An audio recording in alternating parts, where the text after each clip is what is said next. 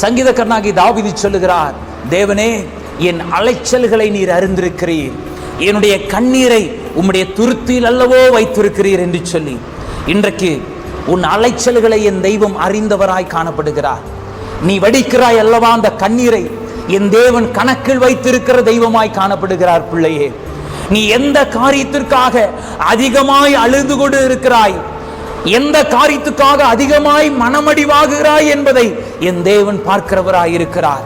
அந்த காரியத்திற்கான பலனை என் தெய்வம் உனக்கு கொண்டு வர வல்லமையுள்ள தெய்வமாய் காணப்படுகிறார்.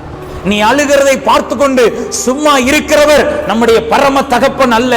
நீ என்ன காரியத்துக்காய் அழுகிறாய், நீ எவ்வளவு அழுகிறாய், அந்த காரியம் உன்னை எவ்வளவாய் மனமடிவாக்குகிறது என்பதை என் தெய்வம் கணக்கு வைத்துக் கொண்டிருக்கிறவராய் இருக்கிறார். தேவனுடைய கணக்கில் உன்னுடைய கண்ணீர்கள் எண்ணப்பட்டு கொண்டிருக்கிறது என்பதை மறந்து விடாதே. உன் கண்ணீர் துடைக்கப்படுவதற்கான ஒரு நாளை என் தெய்வம் வச்சிருக்கிறார். உன் வாழ்க்கையில மாறுதலை உண்டு பண்ணுவதற்கு என் கர்த்தர் ஒரு நாளை வைத்திருக்கிறார். அதுவரை வசனம் சொல்லுகிறது, அவருடைய பலத்த கரத்துக்குள் அடங்கியிரு. உன் கண்ணீர் களிப்பாய் மாறுவதற்கு ஒரு நாள் வரும். உன்னுடைய வேதனை சமாதானமாய் மாறுவதற்கு ஒரு நாள் வரும். உன்னுடைய கடனை விட்டு நீ மாறி ஒரு சுகஜீவியும் ஜீவிப்பதற்கு ஒரு காலம் இருக்கிறது.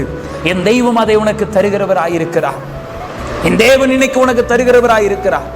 என் வாழ்க்கை மாறி போச்சே, நான் நினைச்சது ஒண்ணு என் வாழ்க்கையில நடக்கிறது ஒண்ணா இருக்கிறதே, நான் என்ன காரியத்தை முயற்சி பண்ணி செய்தாலும் எல்லாவற்றிலும் ஒரு தடை இருக்கிறதே, எல்லாவற்றிலும் போராட்டம் வருகிறதே, எல்லா மனிதர்களும் என்னை நிந்திக்கிறார்களே, நான் நம்பினவர்கள் எல்லாம் என்னை ஏமாற்றுகிறார்களே, நான் நேசித்தவர்கள் எல்லாம் என்னை விட்டு போகிறார்களே என்று சொல்லி மனங்கசந்து அழுகிற தேவ பிள்ளையே, இந்த வார்த்தையை கேட்டுக்கொண்டிருக்கிற உன்னை பார்த்து ஆண்டவர் சொல்லுகிறார், தீர்க்க தரிசனமாய் சொல்லுகிறார், என்ன காரியம் உன் வாழ்க்கையில இருந்து போனாலும் என் தேவனுக்கு தெரியும்.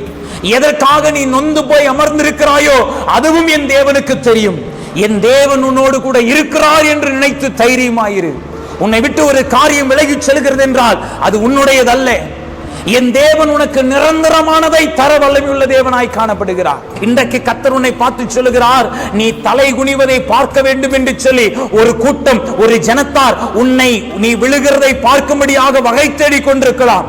அதே ஜனத்தாருக்கு முன்பாக உன் தலையை என் கர்த்தர் நிமிர பண்ணுவதற்கான நாளை வைத்திருக்கிறார். நீ வாழாக்காமல் தலையாக்கப்படுவாய். உன் வாழ்க்கை கீழாகாமல் என் கர்த்தரால் மேலாகும் என்று கர்த்தர் உன்னை பார்த்து சொல்லுகிறார்.